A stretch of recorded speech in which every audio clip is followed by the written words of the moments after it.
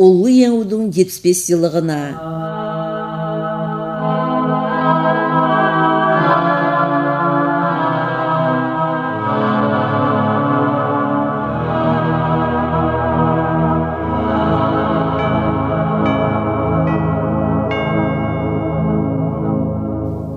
Әлі Ноғай шөлінің партизаны деген мақалады тыңламаға боласыз.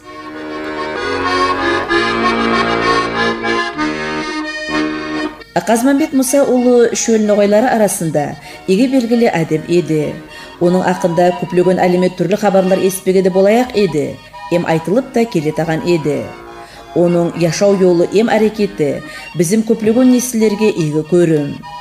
Онан басқалай болып, Қазмамбет Абдуразаков халқымыз арасында әлемет кішкей құжырлы хабарлардың авторы депті белгілі еді. Қазмамбет Мұса ұлы Абдуразаков Ноғай районы Қақлаш ауылында 1925 ел туған. 1941 ел Тереклі мектептегі толмаған орта школасын оқып құтарып, бір ел ішінде партиядың Емкомсомолдың район комитетлерінде құллық етеді.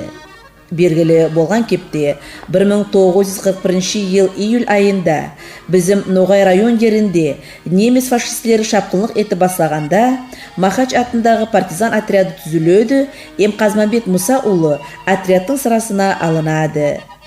Ондағы партизанлармен бірге дұшпанға қарсы күресте белсен кепте қатнасады. Отрядтың командирі Владимир Ламидзе кішкей сыншыдың әкелген жаңылықларын әрдайым үйкөн ес беріп тыңлайтаған болған өктемсе беріп. Шағына етпей, шартылдайтағанын көресіз бе, біздің Қазмамбет дегіттің деп айтатаған болған. Белгілі Ноғай язушысы Құрыптұрсын Башиұлы Аразбаев болса, оның келпетін міне бұлай әлемет етіп сүретлеген. Кеңінен төселген Ноғай шөлдің кесік заманға яу билеген ауылларында бұ егерлі ақыр балады тез-тез көретаған еділер. Маштақай, Қарабуран ястың бадырайған қара көздері ел кезіп, юмұрықтай ер тесіп жүретаған еді.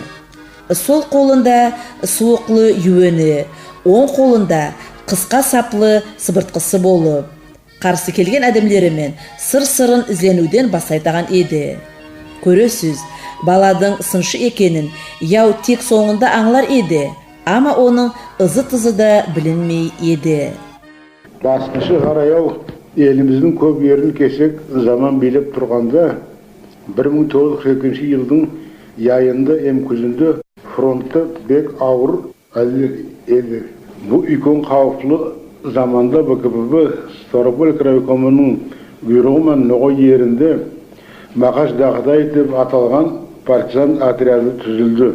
Отрядтың сыдырасында еліміздің көп милletтерінің вәкілдері қосылып, біздің халықтарды қардашлық достығын ұстайтаған еді. Мен өзім яудың тылында тыншы болып, генерал Селивановтың самолетін сақлап қалдырғаным үшін, егетлік үшін деген медалімен сауғалағанмын. Өзінің аз санды болғанына қарамастан, отряд үйкөн қауіплі шақларды көп құллықлар еткен. Отрядның комиссары Юсуп Идрисович Әжиевтің шайытлауына көрі, еліміздің тылына 5000 артық туар мал, 170 мың юық қой, 2000 юық йылқы, көп ауыл хозяйство техникасы көшірілген. Генерал Криченконың атлы әскер корпусын дұшпанның тылына шығаруға біз бек игі ярдам еткенбіз. Районымыздың халқы фронтқа көп йылы киімдер, бөркілер, қолғаплар, өрнеклі шонтайлар иіп жібереді еді.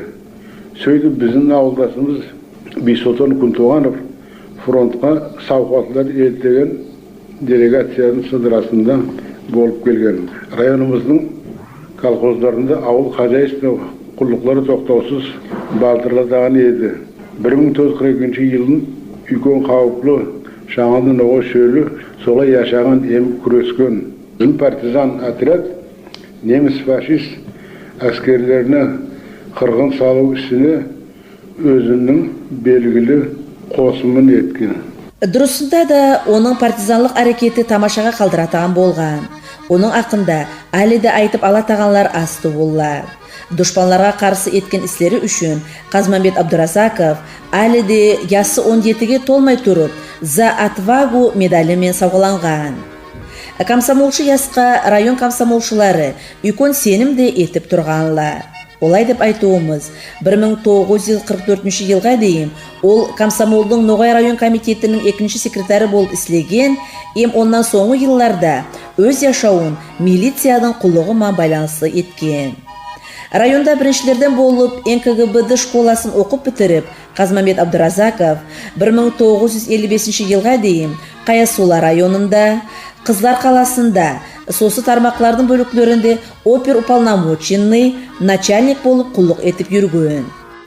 Коммунист Абдуразаков өзін партия құлықта да еге яғынан көрсеткен әдем демеге керекпіз. Олай деп айтуымыз, 1961 жыл Саратов қаласындағы жоғары партиялық школасын бәрі яғынан да үстіліңкі кепте оқып бітіреді.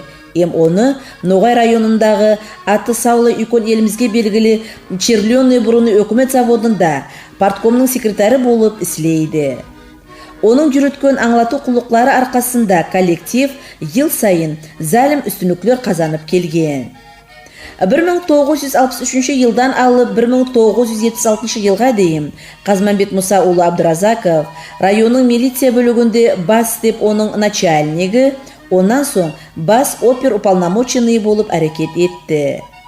Қазмамбет Абдуразаков 1944 жылдан алып КПСС-ің члені болып, Ямағат яшауда, яс несілді тербиялауда белсен кепті қатнасқан, яшауында бірнеше кере ауыл, район советтің депутаты болып сайланып тұрған.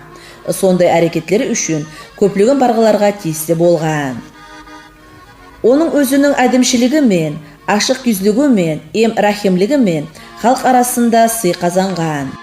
Өзінің әйелі Аминат Сұлтан қызы ақында яшауының сауында, Аминат Сұлтан қызы менде егітке сауаға түскен деп масқаралайтаған еді. Онымен бірге екі ұлын қызын оқытпаға, яшаудың кен жолына салмаға амал тапқан. Ноғай ерінің ясы үйкөнлері ясы кішкейлері де, әліге дейімде оның ақында сөз шыққанда аяулап, өрметліп, сыйлап, біздің Қазмамбет деп айтадылар. Әне соннан үйкөн абырай қайдан алмаға болаяқсың.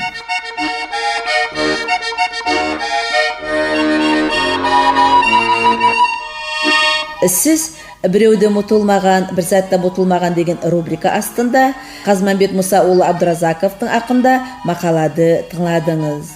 Сонымен бүгінгі сөйлеуіміз бітеді.